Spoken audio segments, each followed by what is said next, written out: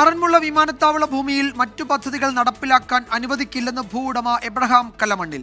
ആവശ്യവുമായി മറ്റൊരു കമ്പനിയുടെ പേരിൽ KGS ഗ്രൂപ്പ് സമീപിച്ചിരുന്നു. ആറന്മുള വിമാനത്താവളം നടപ്പിലാക്കാതെ പോയത് KGS ഗ്രൂപ്പിന്റെ പരാജയമാണെന്നും എബ്രഹാം കലമണ്ണിൽ പറഞ്ഞു. വിമാനത്താവളമാണോ KGSനെ സപ്പോർട്ട് ചെയ്യാം, ആരെയും സപ്പോർട്ട് ചെയ്യാം. അതല്ലാത്തൊരു പ്രോജക്റ്റിനും ആറന്മുളയിലെ ഭൂമി അങ്ങനെ അങ്ങ് കിടന്ന് എന്ത് സംഭവിച്ചാലും വി വോണ്ട് ഡു ദാറ്റ്. കാരണം ഞങ്ങളുടെ വലിയൊരു ചിരകാലം 15 വർഷമാകുകയാണ് ഇപ്പോൾ.